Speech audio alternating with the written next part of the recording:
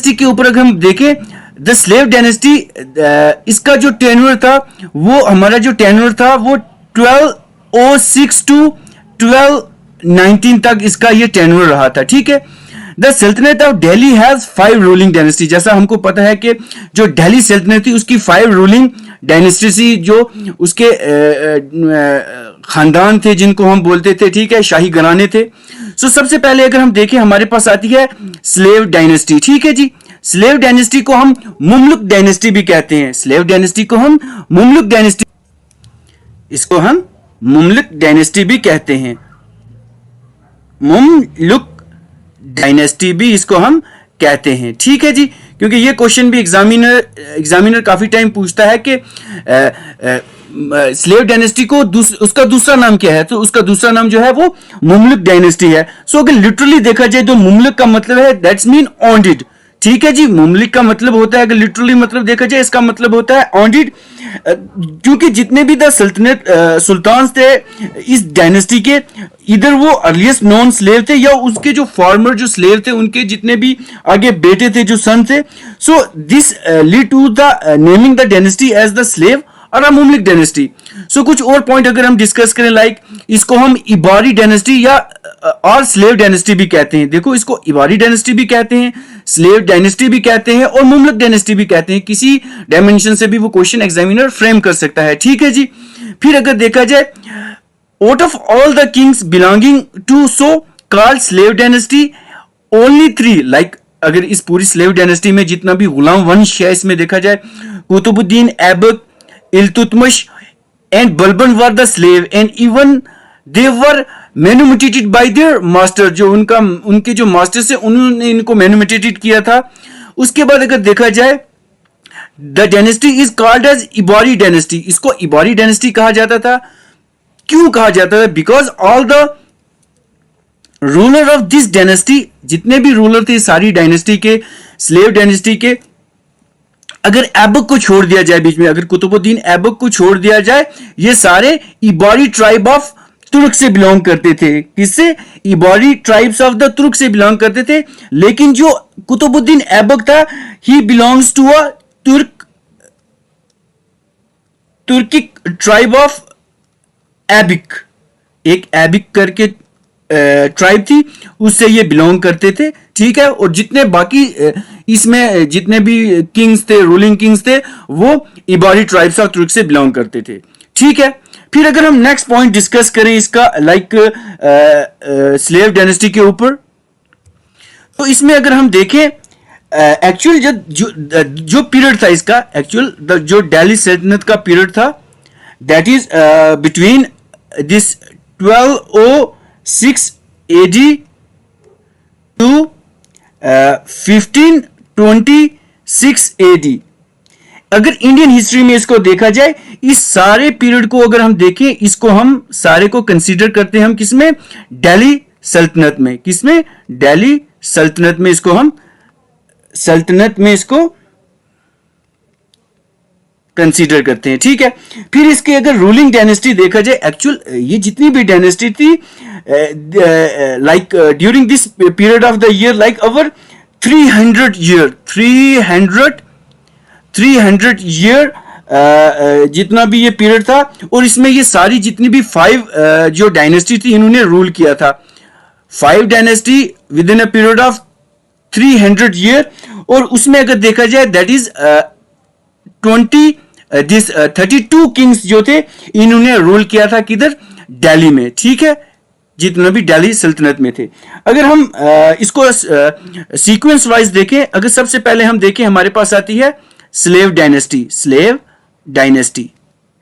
अगर हम slave dynasty को देखें, सो इसने कितना रूल किया था, तो इसका अगर देखें ruling period, that is 1206 to 1290, ये इसका रूलिंग पीरियड रहेगा। फिर उसके बाद अगर हम नंबर सेकंड पे देखें, हमारे पास नंबर सेकंड पे हमारे पास थी कौन सी? Khilji dynasty.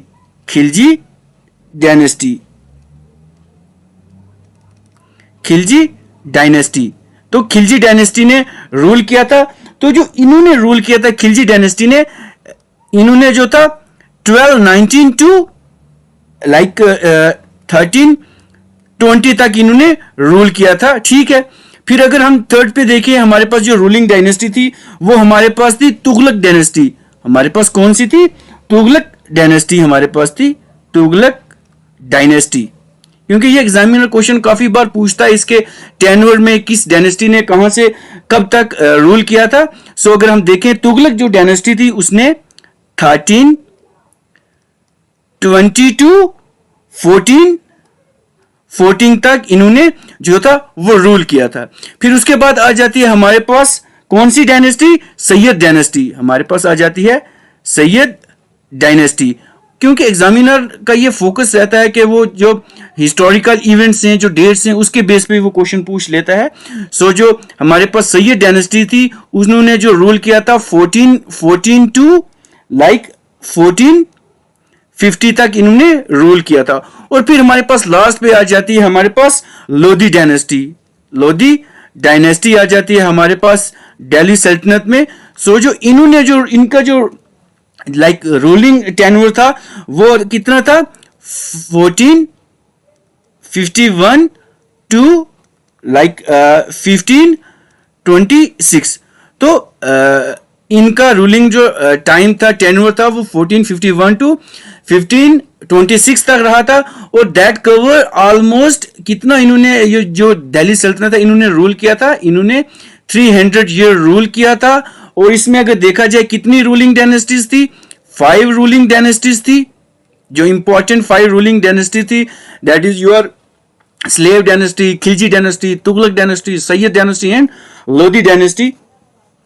And our 32 most important जो किंग थे उन्होंने दिल्ली सल्तनत में रूल किया था। ओके, सो हम अपनी नेक्स्ट स्लाइड देखते हैं। हमारे पास सबसे पहले आ जाते हैं कौन? जो रूलिंग डायनेस्टी के, स्लेव डायनेस्टी के जो रूलिंग जिन्होंने फोन की थी। सो कुतुबुद्दीन ऐबक। अगर कुतुबुद्दीन ऐबक के ऊपर वो क्वेश्चन एग्जामिनर फ्रेम करेगा, वो उसका पहले सबसे पहले टेन्योर जो है वो एग्जामिनर फ्रेम कर लेता है question. So that is 1206 to 1210। तो इस ये टेन्योर जो था वो कुतुबुद्दीन ऐबक का रहा था। फिर अगर हम पहला पॉइंट इस पे डिस्कस करें, actual Mohammad Ghori left his Indian position in his age. जितना भी मोहम्मद गोरी जो था उसका जितना भी इंडियन पोजीशन था वो उसने सारा कुतुबुद्दीन ऐबक को दे दिया था, ठीक है जी। He ruled on the death of his master and founded the dynasty. क्योंकि कुतुबुद्दीन ऐबक जो था वो मोहम्मद गोरी का स्लेव था। और उनकी मौत के बाद जो मोहम्मद गोरी थे उनकी मौत के बाद जो था इन्होंने एक डायनेस्टी फाउंड की जिसका नाम था क्या? स्लेव डायनेस्टी, जिसको हम गुलाम वंश भी कहते हैं। और अगर कुछ मोहम्मद गोरी के ऊपर अगर हम डिस्कस करें सो इनका जो कभी कभी एग्जामिनर इनका पूरा नाम पूछ लेते हैं। सो इनका पूरा नाम क्या था? मोइजुद्दीन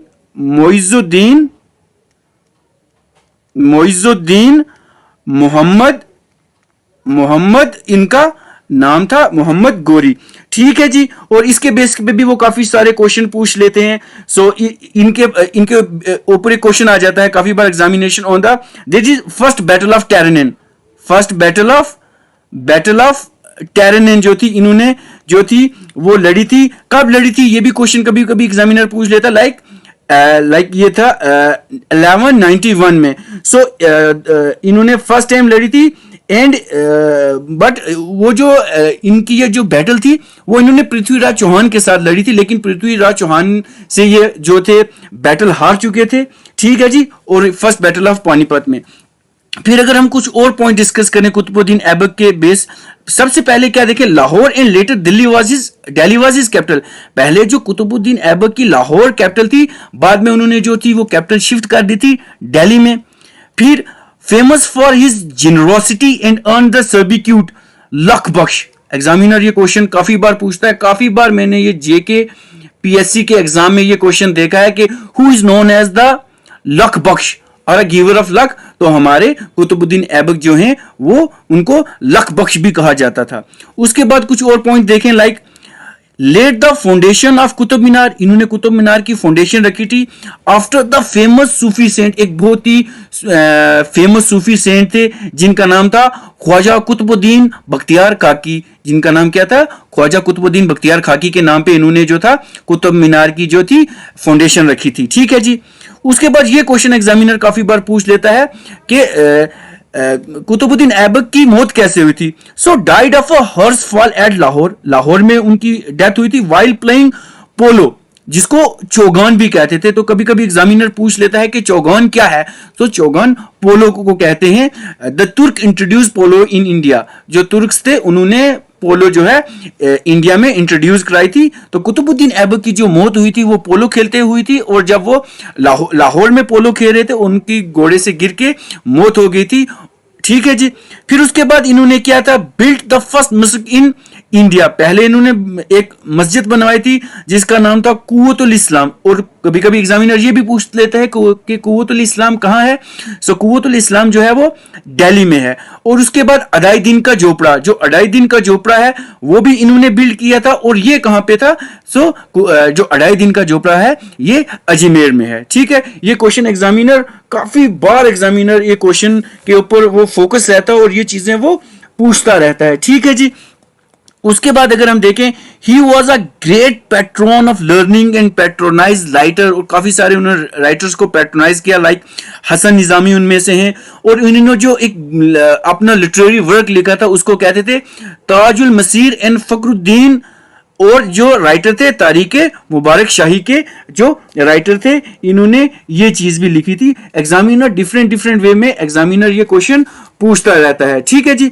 उसके बाद अगर देखें, जब भी उन्होंने अपनी जो पोजीशन, इंडियन पोजीशन जो गोरी ने मोहम्मद बिन कुतुबुद्दीन ऐबक को उनके हाथ में दी थी, तो उसके बाद क्या था, जब उनके जो मास्टर थे मोहम्मद गोरी की डेथ हो गई, फिर उसके बाद क्या हो, he didn't make any fresh conquest, उसके बाद उन्होंने कोई कन्क्वेस्ट नहीं ली।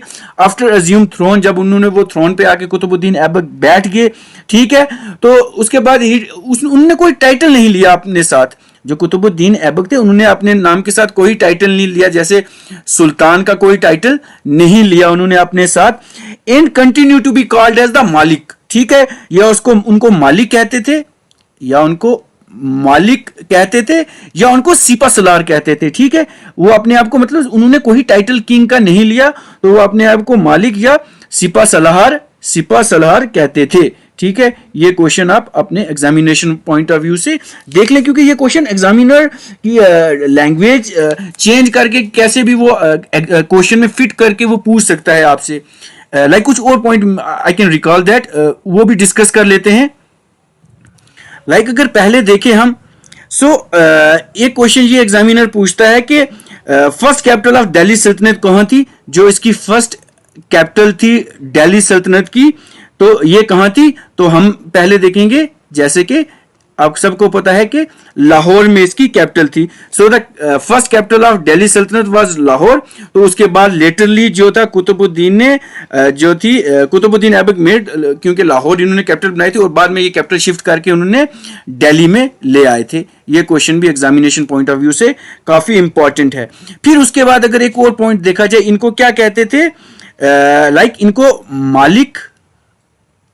मालिक एंड द वॉरलॉर्ड भी कहते थे इनको। ठीक है जी।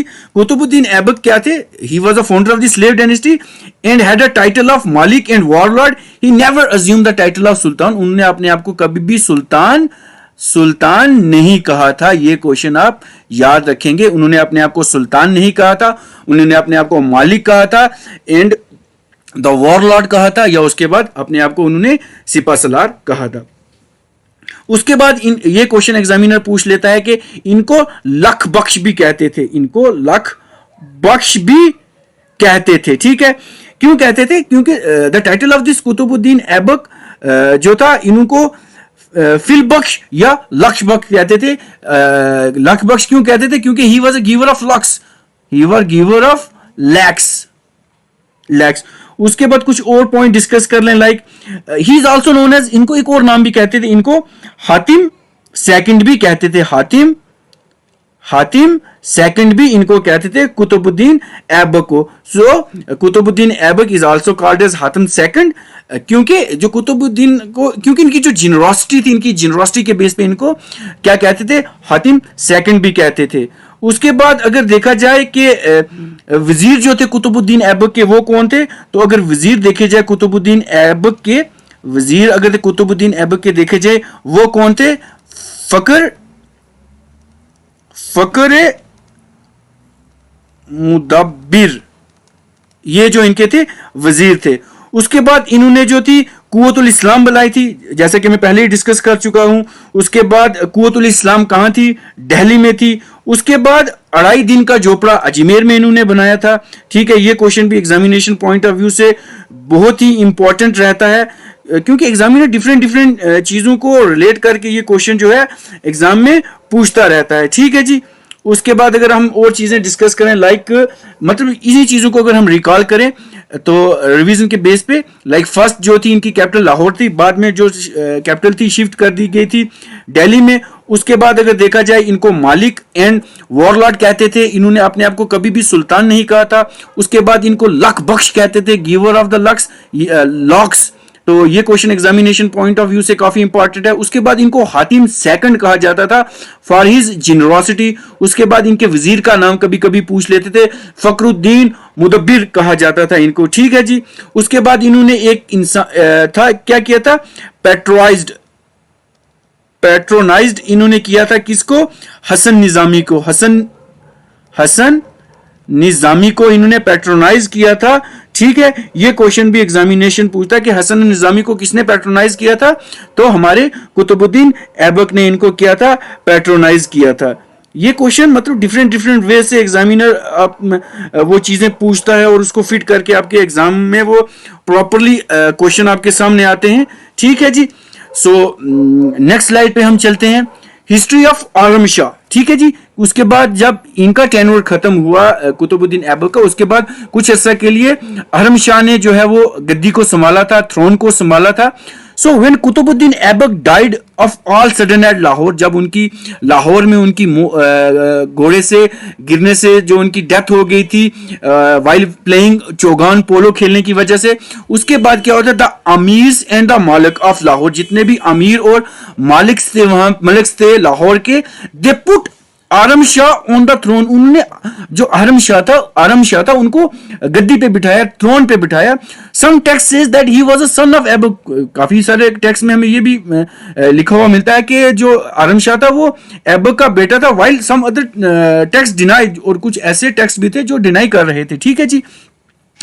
और देखें अगर ही वाज अ वीक, वो बहुत वीक और वर्थलेस यंग मैन था जो आरम शाह था, and was rejected by the people of Delhi. और जो दिल्ली के पीपल थे, जितने भी दिल्ली के अमीर्स और मलिक्स थे, उन्होंने इसको रिजेक्ट कर दिया था। ठीक है। फिर उसके बाद Iltutmish who was the governor of Badaun, जो इल्तुतमिश थे governor of Badaun, at that time defeated him, उन्होंने जो था आरम शाह को डिफीट कर दिया था, एंड अक्वायर्ड द थ्रोन। और उसके बाद जो थ्रोन पे आके बैठे थे वो कौन थे? इल्तुतमिश। सो हम अपनी, क्योंकि ये क्वेश्चन आरम शाह के ऊपर काफी जो है क्वेश्चन एग्जामिनर्स नहीं पूछते, तो इसको थोड़ा सा हम पोर्शन को स्किप करके हम चलेंगे इल्तुतमिश के ऊपर। ठीक है जी। क्योंकि Iltutmish examination point of view से काफी इंपॉर्टेंट रहता है। ठीक है ना। इल्तुतमिश के बेस पे काफी सारे क्वेश्चन पूछते हैं एग्जामिनर। सो अगर देखा जाए इल्तुतमिश के ऊपर, तो इनका जो टेन्योर था दैट इज फ्रॉम 1210 to 36। ये बहुत ही इंपॉर्टेंट रहता है हमारे एग्जामिनेशन पॉइंट ऑफ व्यू से। फिर अगर देखा जाए इनका, कभी कभी एग्जामिनर इनका पूरा नाम पूछ लेते हैं, Shamsuddin Iltutmish was a son-in-law of Aibak. Yes, Aibak के son-in-law. He is considered the greatest slave king. ये सबसे ज्यादा greatest slave king थे, and the real consolidator of the Turkish conquest in India.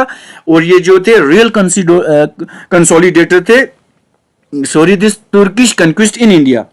अगर कुछ और पॉइंट देखें, क्योंकि he is considered to be the greatest slave king and the real consolidator of the Turkish conquest in India. ठीक है जी। उसके बाद देखा जाए तो जैसे मैं पॉइंट रिकॉल कर पा रहा हूं, he made Delhi his capital.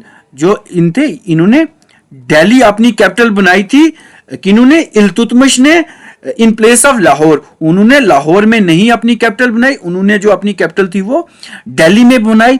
He suppressed the revolt of ambitious noble and sent expeditions again Rajput in Ranthambore में उन्होंने भेजा, जालोर, ग्वालियर, अजमेर, मालवा, इन सब जगह पे इन्होंने अपना एक्सपीडिशंस भेजा। ठीक है जी। उसके बाद अगर देखें, prevent Genghis Khan attacked by refusing, उन्होंने जो था चंगेज खान जो इनके ऊपर अटैक करते थे उनको प्रिवेंट किया by refusing to give refuge to enemy of the Khan, जो इनका एक एनिमी था जिनका नाम था जलालुद्दीन मंगाबरानी, रूलर फ्रॉम ईरान, ईरान से था, इनको इन्होंने जो है वो शेल्टर नहीं दिया था। Thus due to this diplomatic skill he prevent Mongol attack. तो इसके बाद जो था इन्होंने मंगोल का जो अटैक था वो प्रिवेंट कर दिया, क्योंकि मंगोल्स वर बारबेरियस, वो बहुत ही ज्यादा जालिम लोग थे, आते थे मार दाड़ के चले जाते थे। उसके बाद अगर देखा जाए he got his authority sultan sultanate of Delhi recognized by the khalifas of Baghdad as a member of world fraternity of Islamic state.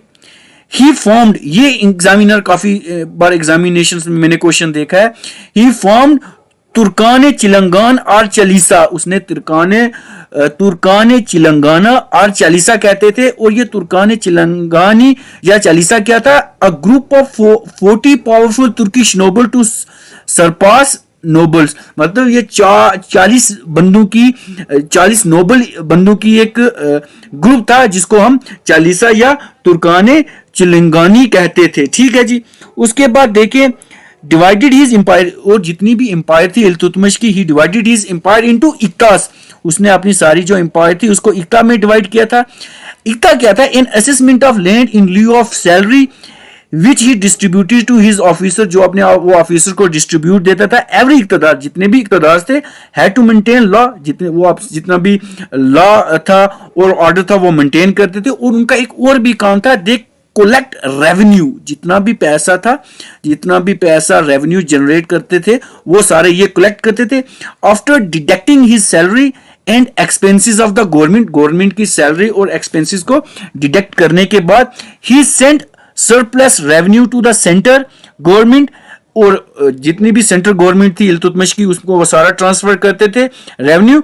जो इक्तदार थे वो ट्रांसफरेबल थे, ये चीज हमको याद रखनी है एग्जामिनेशन पॉइंट ऑफ व्यू से जो थे। और उसके बाद अगर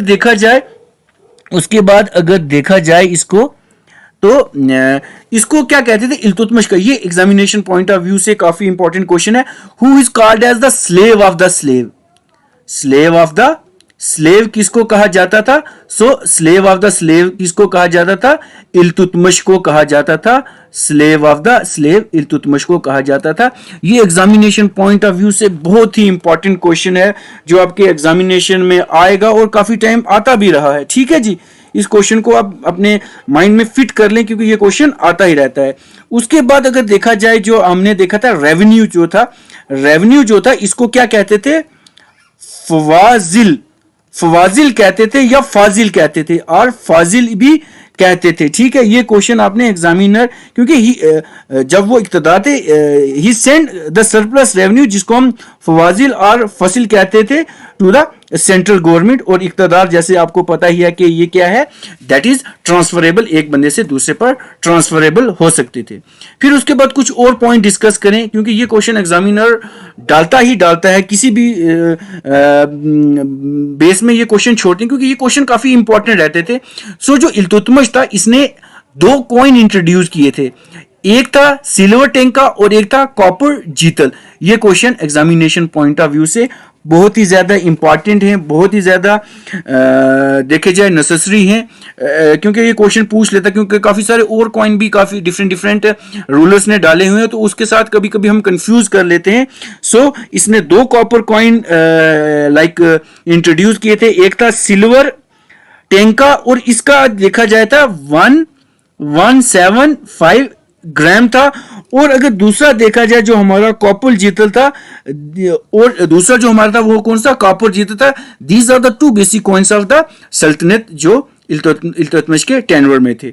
उसके बाद अगर देखा जाए, ही पैट्रोनाइज मिनहाजुस सिराज, इन्होंने पैट्रोनाइज किया था किसको? मिनहाजुस सिराज को, the author of the Tabaqat Nasiri के जो ऑथर थे। उसके बाद अगर देखा जाए, ये काफी इंपॉर्टेंट क्वेश्चन है, ही कभी कभी एग्जामिनर क्वेश्चन पूछ लेता आपके मेडिवल इंडिया से, who is called as the father of tomb building? Iltutmish is known as the father of the tomb building. He built Sultan Garhi at Delhi. So उसके बाद ये क्वेश्चन एग्जामिनर काफी बार पूछता है कि who is the known as the father of tomb building. So Iltutmish is known as the father of tomb building. तो इस question को अपने माइंड सेटअप में आपने रखना ही रखना है। सो अगर देखें लाइक इसके ऊपर एक चीज और मैं रिकॉल कर रहा हूं। So actual Iltutmish was the first sultan. Iltutmish जो थे वो पहले सुल्तान थे जिन्होंने क्या किया था, to introduce the pure Arabic coin. जो प्योर अरेबिक कॉइन थे, अरेबिक कॉइन इन्होंने इंट्रोड्यूस किए थे। That is in the ratio, जो इनकी रेशियो थी दैट इज 1:48 रेशियो थी जो कॉइन्स की थी। ठीक है जी, ये क्वेश्चन आप अपने माइंड में फिट कर लें, ये एग्जामिनर पूछता है। ठीक है जी। सो उसके बाद अगर देखे जाए, ये पॉइंट भी मैं डिस्कस कर चुका हूं आपके सामने के like he patronize Minajus Siraj the author of the Tabaqat Nasiri. So ये क्या थी, डेडिकेटेड टू नसीरुद्दीन मोहम्मद थे 18 सुल्तान जो थे स्लेव डायनेस्टी के। उसके बाद इन्होंने क्या किया था, ही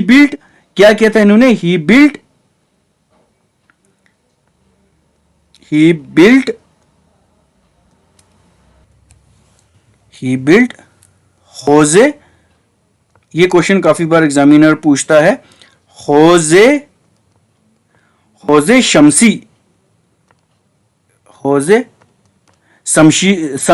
शमसी जो था वो इन्होंने बिल्ड किया था। और कहां, किसके पास किया था, एक जगह थी जिसको बोलते थे क्या, महरोली, इनके पास था।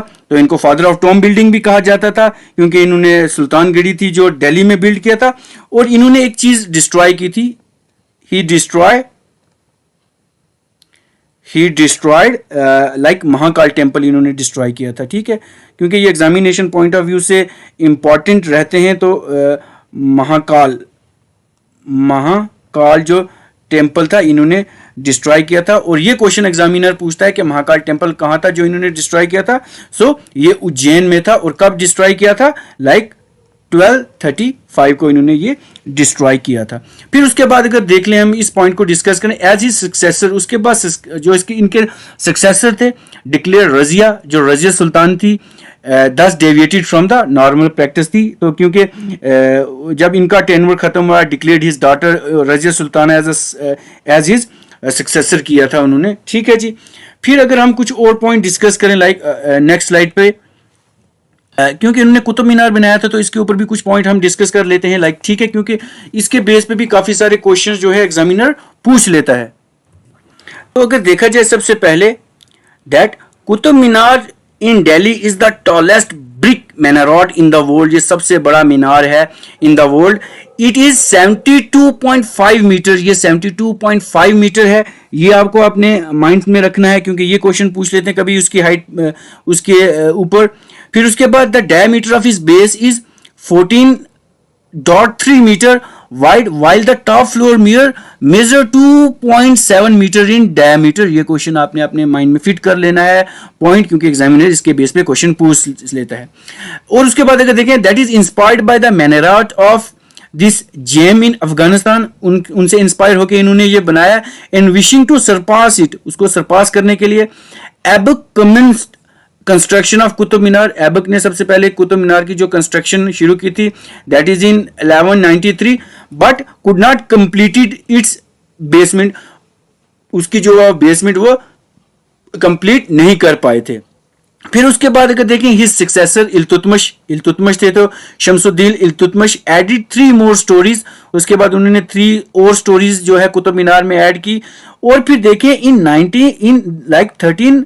1368 Firoz Shah Tughlaq constructed the 5th and the last storey of this Qutub Minar. फिर उसके बाद देखें the purpose for the building this beautiful, actually ये जो जितना भी ब्यूटीफुल मोन्यूमेंट था has a speculating upon a part of the usual role of the minaret that of the calling people for the prayer in mosque. Calling करना, prayer के लिए बुलाना लोगों को इन केस ऑफ कुव्वतुल इस्लाम जो मस्जिद थी। ठीक है जी, मस्क। उसके बाद अदर रीजन अस्क्राइब टू इस constructions are as a tower of victory. इसको टावर ऑफ विक्ट्री भी कहा जाता था।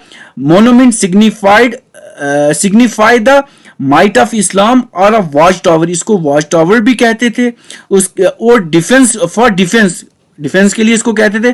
कंट्रोवर्सी जो है थी इसके ऊपर काफी बार सराउंड थी, like the origin for the name of the tower. फिर उसके बाद अगर कुछ और पॉइंट देख ले, सबसे पहले अगर देखें अलाउद्दीन खिलजी जो थे, building another minaret near Qutub Minar के सामने उन्होंने एक और मीनार बनाया था, which was conceive to be 2 time higher than Qutub Minar, जो 2 गुना कुतुब मीनार से बड़ा था। फिर उसके बाद अगर देखें the construction was abandoned, construction को जो था वो बंद कर दिया गया था।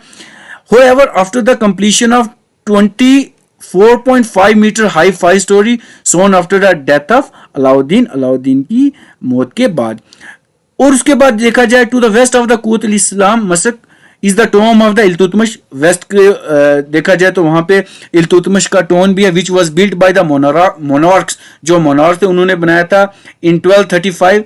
The Alai Darwaza is a magnificent gateway to its complex, जो इसका अलाई दरवाजा है वो इसकी एंट्री है, मैग्निफिकेंस गेटवे है इसका देखा जाए। फिर उसके बाद देखा जाए it was built bye Alauddin Khilji ने बनाया था। The iron pillar situated behind Qutub Minar is one of the world foremost metallurgical curiosity के बेस पे ये काफी इंपॉर्टेंट है। उसके बाद देखा जाए made up of 98% rough iron of the pure quality, it is 23 feet 8 inch high है। उसके बाद अगर इसका डायमीटर देखा जाए 16 इंच है।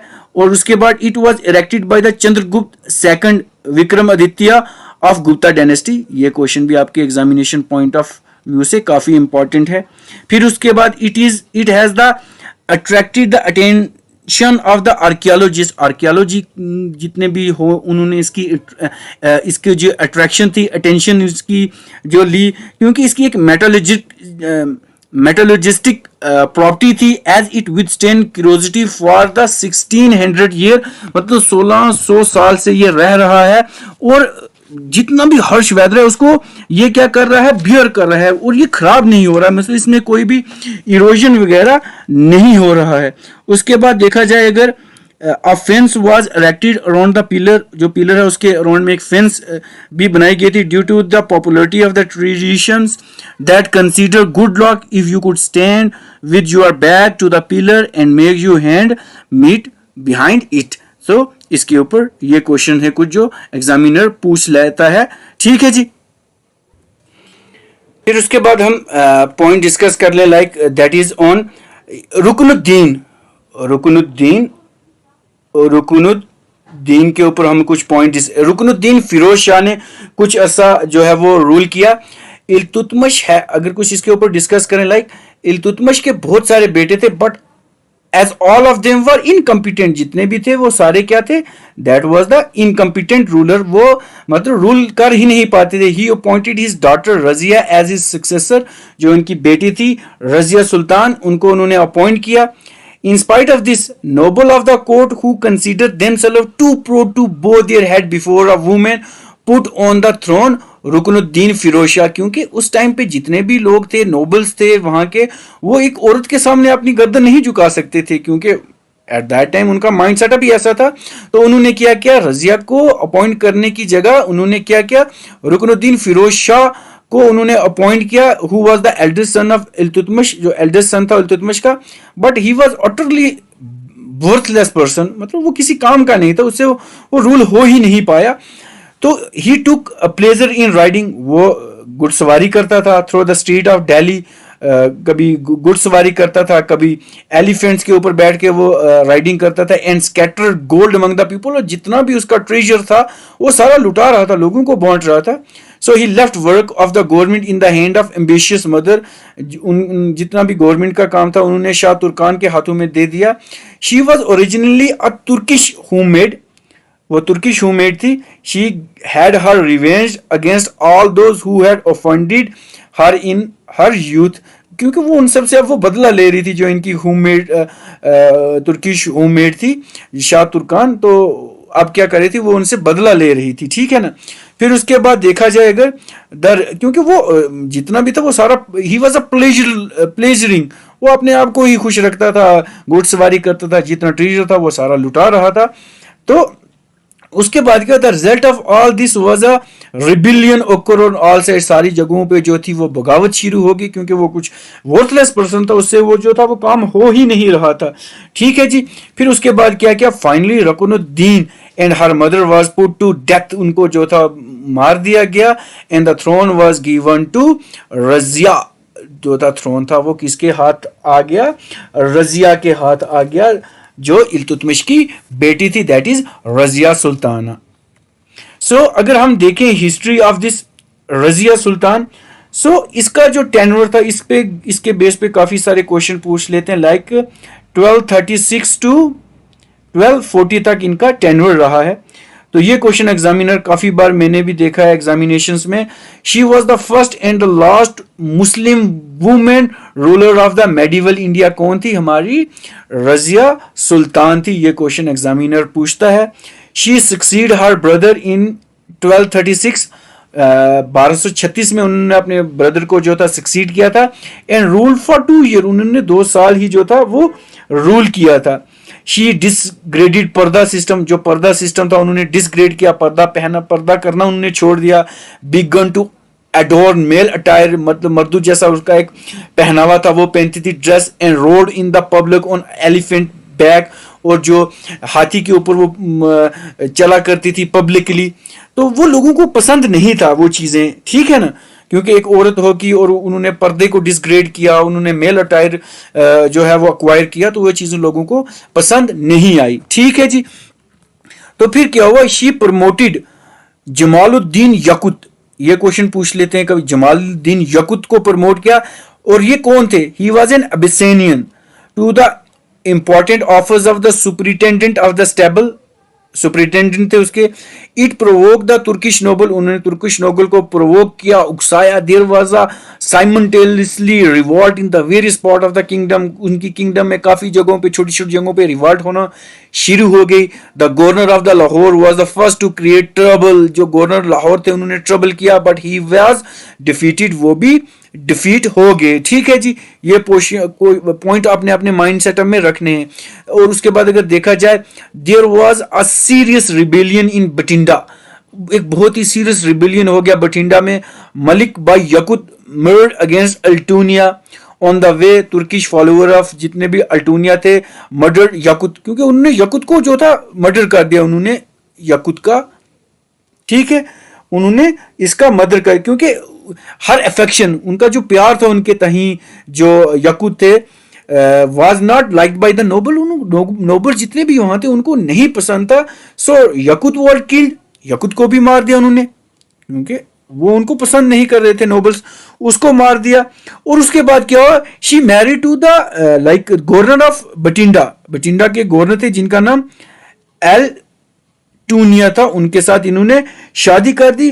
और उसके बाद क्या हुआ, शी वॉज असिसिनेटेड, जो थी इनको भी असिसिनेट कर दिया गया, रजिया सुल्तान को इनका भी कत्ल कर दिया। और इनको जो था असिसिनेट कहां पे किया था, एक जगह है कैथोल, कैथोल करके जगह है जो कहां पे है, हरियाणा में है, वहां पे इनको असिसिनेट कर दिया गया। ठीक है जी। लाइक तुर्किश, उसके बाद आ गया एनी इम्प्रोनाइज इख्तियारुद्दीन अल्टूनिया को उन्होंने ये इम्प्रोनाइज किया, जो गवर्नर ऑफ बठिंडा थे। Acknowledge to the refuse to acknowledge the suzerainty of the Razia, Razia अकम्पेंडेड।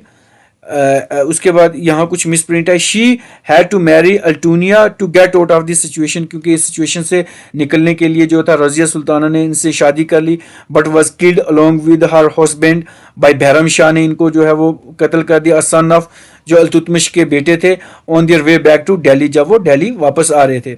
Razia was a excellent horse women, वो बड़ी ही एक एक्सीलेंट औरत थी जो घुड़सवारी करती थी। Who led the army herself, वो अपने आर्मी भी खुद ही लेड कर रही थी। एक ही प्रॉब्लम थी, that she was a women, वो एक औरत थी। ठीक है जी। उसके बाद अगर हम कुछ और पॉइंट डिस्कस करें, like she was succeeded by, उसके बाद मोइजुद्दीन बहरम शाह आए थे, अलाउद्दीन मसूद आए थे, उसके बाद शाह नसीरुद्दीन थे, महमूद एंड गियासुद्दीन बलबन इनके बाद जो था इन्होंने रूल किया था। ये क्वेश्चन भी काफ़ी ज़्यादा इंपॉर्टेंट रहते हैं हमारे एग्जामिनेशन पॉइंट ऑफ व्यू से। ठीक है जी। उसके बाद अगर देखें, लाइक कुछ और पॉइंट डिस्कस करते हैं हम, मिनाजुस सिराज एक का है, मिनहाज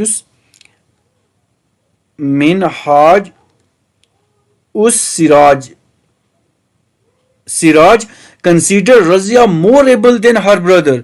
मिनाजुल सिराज में ये लिखा गया था कि जो रजिया सुल्तान थी वो अपने भाइयों से ज्यादा एबल थी, ज्यादा मतलब रिस्पॉन्सिबिलिटी संभालती थी, ज्यादा एबलेस्ट वुमेन थी। ठीक है जी। उसके बाद अगर हम कुछ और पॉइंट डिस्कस करें, जो रजिया के बाद द बैटल ऑफ सक्सेशन दौर थी कंटिन्यू रही थी। लाइक इन ये जितने भी थे इनमें थे इनसिग्निफिकेंटली, उनके बाद भी काफ़ी सारे रूलर आते रहे, जैसे मोइजुद्दीन बहराम शाह आए थे, दैट रूल फ्रॉम दिस 2042। उसके बाद अलाउद्दीन मसूद शाह आए थे, जो मैं पहले ही आपको बता चुका हूँ।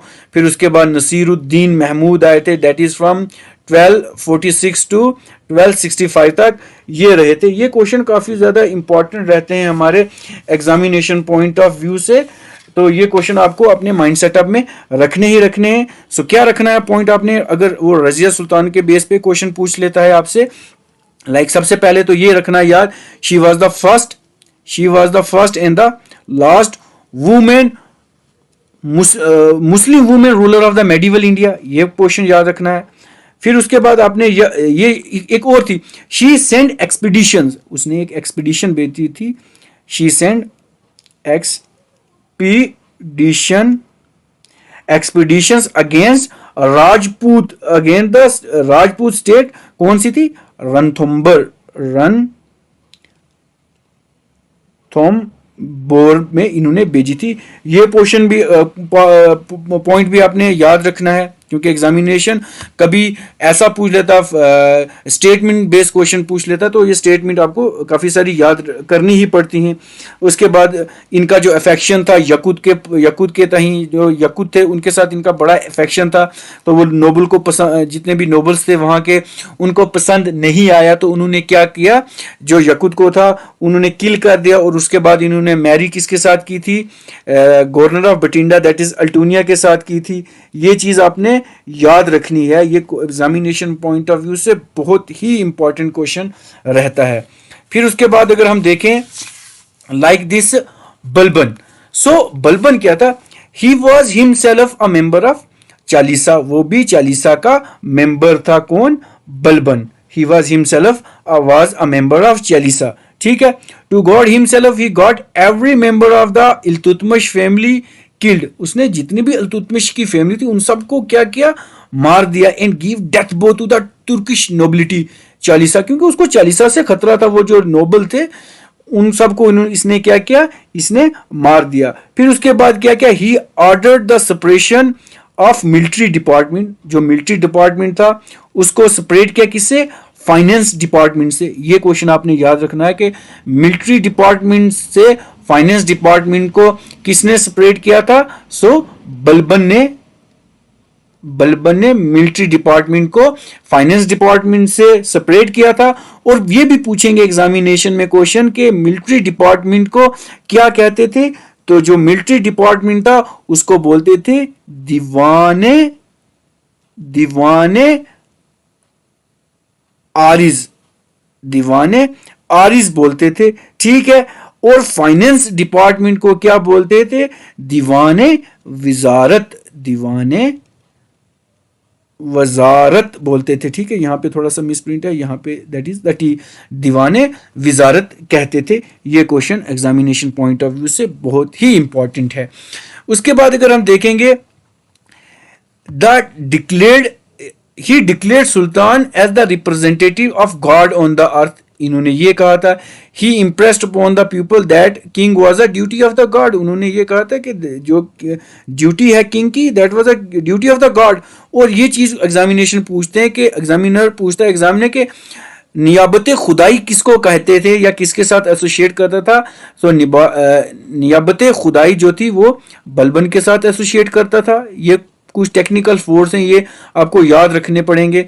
And the shadow of the God किसको कहते थे, या जिसको हम जिल्ले इलाही कहते थे, जिल्ले इलाही कहते थे, तो ये किसको कहते थे, बलबन को कहते थे। उसके बाद इन्होंने एक और चीज इंट्रोड्यूस की, दैट इज द सजदा एंड पैबोस, पैबोस इन्होंने इंट्रोड्यूस किया। क्या इंट्रोड्यूस किया? इंट्रोड्यूस सजदा एंड पैबोस प्रैक्टिस। तो इसमें वो क्या करता था, पीपल जो थे that were required to kneel and touch the ground and their forehead to greet the sultan, वो सुल्तान को ग्रीट करने के लिए घुटनों के बल हो जाते थे। तो actually this is borrowed from the, ये कंसेप्ट था बोरोड, ये इन्होंने कहां से किया था? दैट इज फ्रॉम द सैनियन और सैसिनेड इंपायर ऑफ पर्शिया से ये इन्होंने लिया था ये कंसेप्ट, ठीक है। और उसके बाद इन्होंने किया था, he introduce the festival of Nowruz, जो था वो किसने किया था? That is your Balban. Balban ने जो था एक कंसेप्ट दिया था, फेस्टिवल स्टार्ट किया था, द फेस्टिवल ऑफ नवरोज। फिर उसके बाद कुछ और पॉइंट डिस्कस कर लें, like in order to win the confidence of the public, अगर उसने जो पब्लिक का जो था कॉन्फिडेंस जीतने के लिए, he administered justice with extreme impartiality, उसने काफी सारी इम्पार्शियलिटी शो की। He employed an efficient spy system, उन्होंने जासूस रख दिए काफी सारे। He was a liberal patron of Persian literature, वो पर्शियन लिटरेचर में बहुत ही ज्यादा दिलचस्पी रखता था Balban. And showed special favour to the poet, और को बहुत ही स्पेशल फेवर देता था एक पोइट, बहुत ही इंपॉर्टेंट पोइट हैं अमीर खुसरो, उनको ये था फेवर देते थे। He was deeply resist and exclude non Turkish from administration, जो नॉन तुर्किश लोग थे उनको वो एडमिनिस्ट्रेशन में नहीं रखता था, वो खाली तुर्कुश को ही फेवर दे रहा था। He strengthen the frontier against Mongol, उसने मंगोल के आगे जो फ्रंटियर थे उसको स्ट्रेंथ किया। But his son Mohammad death was smashing blow to Balban and death knells to his dynasty, उसके बाद जो इसकी डायनेस्टी थी वो खत्म होना शुरू हो गई। उसके बाद अगर देखे जाए after the Balban death, Balban की डेथ के बाद कैकोबाद जो था 1287 to 1219 set on the throne, वो तख्तो ताज पे बैठा। But he was an inefficient and fun loving person, वो एक बहुत ही इनसफिशिएंट और फन लविंग पर्सन था। ये चीजें आपको याद रखनी है क्योंकि एग्जामिनेशन पॉइंट ऑफ व्यू से ये काफी ज्यादा इंपॉर्टेंट रहता है। कुछ और पॉइंट डिस्कस कर लेते हैं इसी के बेस पे, ब्लैंक स्लाइड पे। लाइक ये पूछेंगे कि जो स्पाइस थे उनको क्या कहते थे, ये क्वेश्चन एग्जामिन, जो स्पाइस थे जितने भी जासूस थे स्पाइस, इनको क्या कहते थे? इनको क्या कहते थे? बारिज, BARIDS, बारिज कहते थे इनको, ठीक है।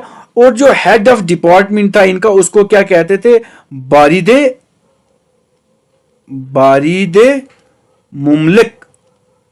मुमालिक और मुमलिक इसको कहते थे।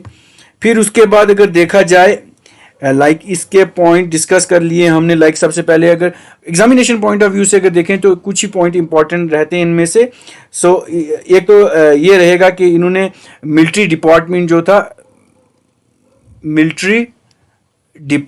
जो था उसको सेपरेट किया था किससे? लाइक फाइनेंस डिपार्टमेंट से, फाइनेंस डिपार्टमेंट से किया था। अब मिलिट्री डिपार्टमेंट को क्या कहते थे? लाइक मिलिट्री डिपार्टमेंट को ये क्या कहते थे? अभी मैंने पढ़ाया, लाइक उसको कहते थे दीवाने आरिज कहते थे, दीवाने आरिज कहते थे। और जो फाइनेंस डिपार्टमेंट था इसको दीवाने वजारत कहते थे, दीवाने वजारत इसको कहते थे। ये एग्जामिनेशन पॉइंट ऑफ व्यू से काफ़ी इंपॉर्टेंट रहता है। फिर उसके बाद ये पूछेंगे कि नियाबते खुदाई इनको कहते थे, या शेडो ऑफ गॉड कहते थे, या इनको जिले इलाही भी कहते थे, ठीक है। उसके बाद इन्होंने क्या किया था? सजदा और पैबोस इन्होंने इंट्रोड्यूस किया था, ठीक है। उसके बाद इन्होंने क्या किया था? इन्होंने प्रोहिबिट की थी क्या? ड्रिंकिंग इन्होंने प्रोहिबिट की थी। उसके बाद इनके कोर्ट में कोई जोक नहीं कर सकता था, कोई हंसी मजाक नहीं कर सकता था। लॉफिंग इन्होंने प्रोहिबिट की थी, हंसना मना किया था। और स्माइलिंग जो थी ये इन्होंने अपने कोर्ट में क्या किया था? इन्होंने बंद कर दिया था, ठीक है। कुछ और पॉइंट डिस्कस कर लें जो कि एग्जामिनेशन पॉइंट ऑफ व्यू से काफ़ी ज़्यादा, एक ब्लैंक स्लाइड ले लेते हैं तो इस पे हम कुछ डिस्कस करते हैं पॉइंट लाइक एक है जिसको कहते हैं सिटी ऑफ रिबिलियन। ये क्वेश्चन मैंने काफ़ी एग्जामिनेशन में देखा। सिटी ऑफ रिबिलियन किसको कहते हैं? सिटी ऑफ रिबिलियन जो था वो ड्यूरिंग दिस सल्तनत, दिल्ली सल्तनत पीरियड किसको कहते थे? बंगाल को जो था वो सिटी ऑफ दिस क्या कहते थे? रिबिलियन कहते थे। ये क्वेश्चन इंपॉर्टेंट रहता है आपकी एग्जामिनेशन पॉइंट ऑफ व्यू से। फिर एक और चीज़, एक और क्वेश्चन मैंने काफ़ी बार एग्जामिनेशंस में देखा है लाइक मिनहाज उस सिराज। मिनहाज उस सिराज इसको कहते थे किसको कहते थे? Ruler that has been called by the Minhaj us Siraj the ideal sultan of Delhi. The ideal sultan of Delhi. तो ये कौन थे? ये हमारे थे, कौन थे?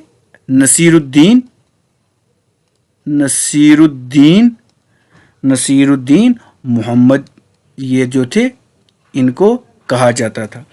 फिर एक और क्वेश्चन एग्जामिनेशन में काफी बार कहा जाता था, एक दिल्ली सल्तनत के रूलर थे, एक दिल्ली सल्तनत के रूलर थे, दिल्ली सल्तनत के रूलर थे, उनको टाइटल दिया गया था, टाइटल उनको दरवेश कहा जाता था, दरवेश कहा जाता था, टाइटल ऑफ दरवेश।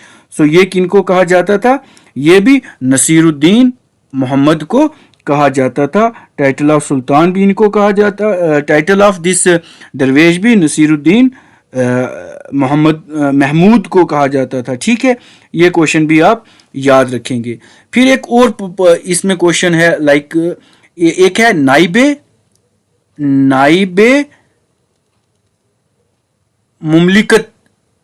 मुमलिकत दिल्ली सल्तनत में कौन थे? किसको कहा जाता था? ये इख्तियारुद्दीन एतिंगजन इनको कहा जाता था, नाइबे मुमलिकत को कहा जाता था। ठीक है जी। उसके बाद कुछ और पॉइंट लाइक एक थे लाइक ये थे, किनकी रीन में था, क्या था? बुद्धिस्ट मोंक एक थे, बुद्धिस्ट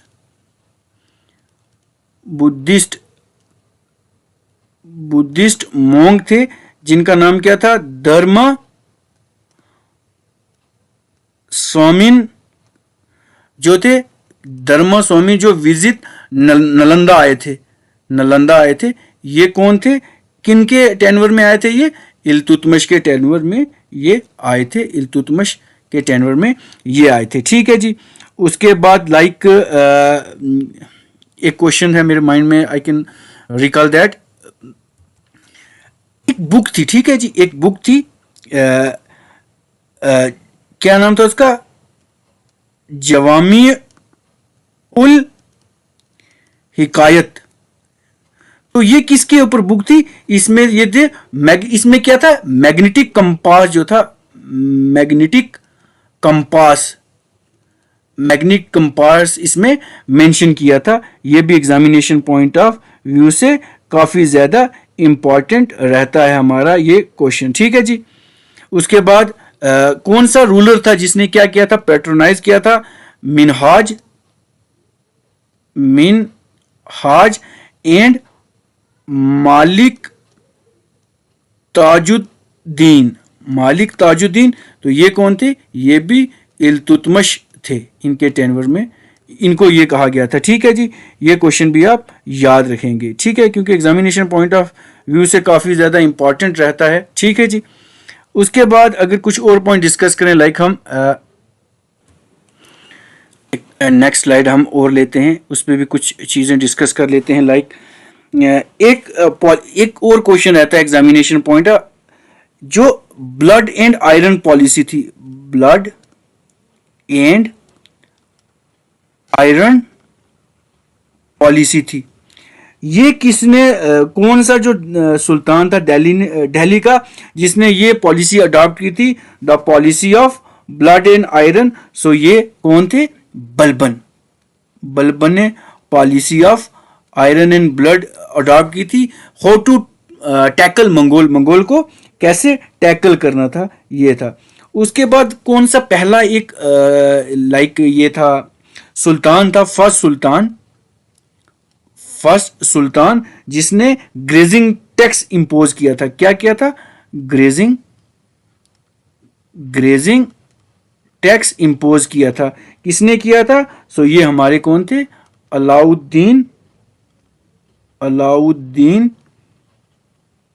खिलजी, क्योंकि ये सारा दिल्ली सल्तनत में आता है। हालांकि हम खिलजी डायनेस्टी को अलग लेक्चर में डिस्कस करेंगे, मगर अब जैसे कुछ पॉइंट रिकॉल हो रहे। और इसको ग्रेजिंग टैक्स भी था और साथ में क्या था? होस्ट टैक्स भी था ये, ठीक है, होस्ट टैक्स भी था। उसके बाद अगर देखेंगे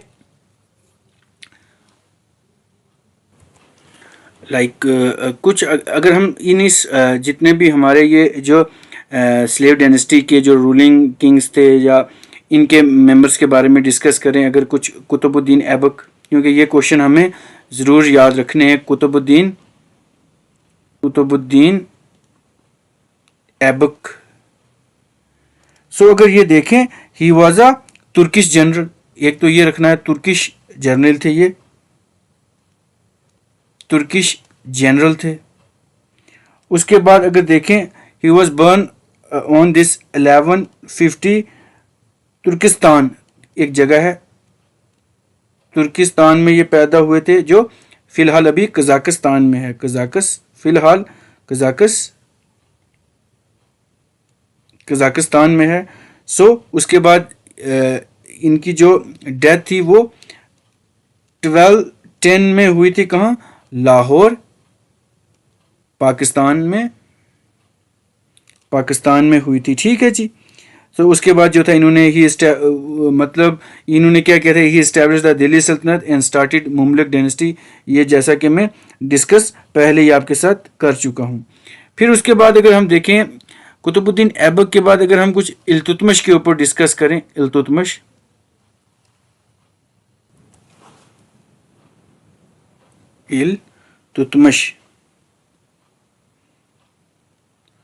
इल्तुतमिश जो थे जो इल्तुतमिश थे, ही वाज द थर्ड। ये क्या थे? Was the third of the Mamluk king. ये third of the Mamluk king थे, ठीक है जी। उसके बाद अगर देखें इनका रीन जो थी वो कब से कहां तक रखी हुई है? इनकी रीन जो थी,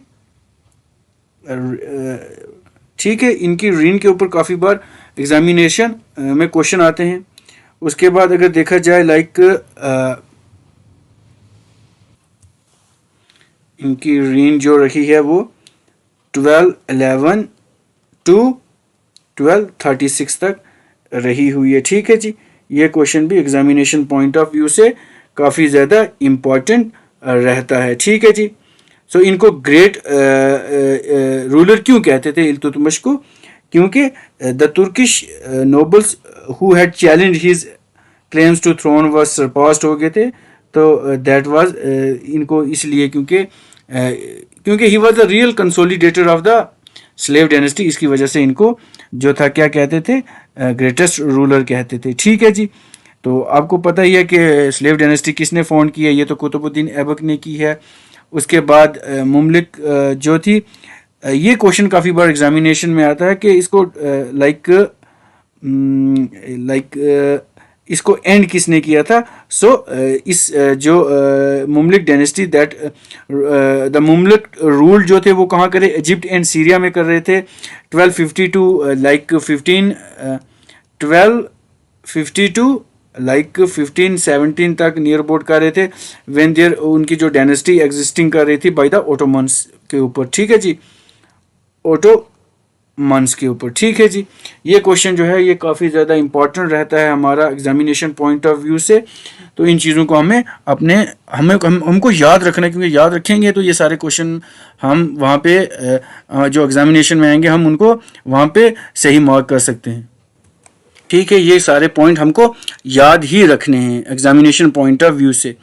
फिर उसके बाद अगर एक हम और ब्लैंक स्लाइड लेते हैं और उस पर हम क्या करते हैं, एक इसको पहले हम थोड़ा सा रिमूव कर लेते हैं।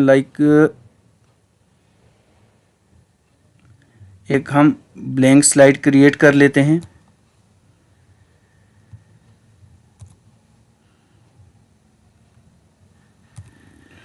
ब्लैंक स्लाइड क्रिएट करते हैं, उसके ऊपर हम एक क्विक रिवीजन ले लेते हैं सारी, हम इस जितना भी हमने अभी डिस्कस किया है।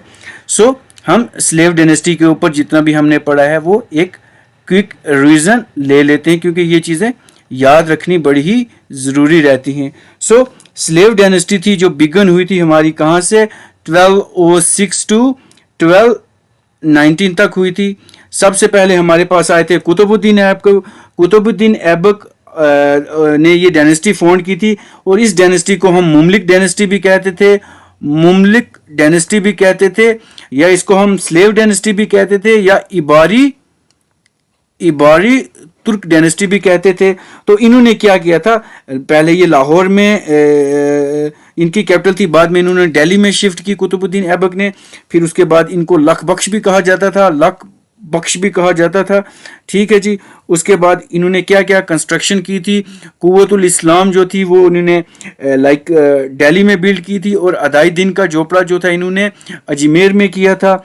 उसके बाद he began the construction of Qutub Minar, इन्होंने कुतुब मीनार बनाया था, ठीक है जी, कुतुब मीनार बनाया था। उसके बाद in the honour of the famous Sufi saint जिनका नाम क्या था, ख्वाजा कुतुबुद्दीन बख्तियार काकी के नाम से इन्होंने बनाया था। फिर उसके बाद ही फेल फ्रॉम द हॉर्स से ये गिरे थे वाइल प्लेइंग दिस पोलो, चौगान खेलते हुए, तो इनकी डेथ हो गई थी।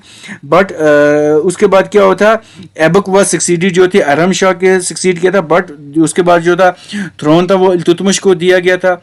फिर अगर इल्तुतमिश के बारे में हम कुछ डिस्कस करें, he was the greatest slave, इसको स्लेव ऑफ द स्लेव भी कहा गया था, इसने कंस्ट्रक्शन कंप्लीट की कुतुब मीनार की थी। उसने एक 40 लॉयल स्लेव किए थे जिसको तुर्गान चिलंगाना या चालीसा कहते थे, ये किया था। उसके बाद इसने कॉइन किया था जिसको कॉपर जीतल था और सिल्वर टेंका था। उसके बाद इसने पेट्रोनाइज किया था Minaju Siraj the author of Tabaqat Nasiri, इसको फादर ऑफ टॉम बिल्डिंग भी कहा जाता था, इल्तुतमिश को फादर ऑफ टॉम बिल्डिंग भी कहा जाता था। उसके बाद और भी कुछ काफ़ी सारे पॉइंट हैं। उसके बाद लाइक रजिया सुल्ताना के बारे में हम कुछ डिस्कस कर लेते हैं। Like Razia Sultana first and last women Muslim ruler of the medieval India थी।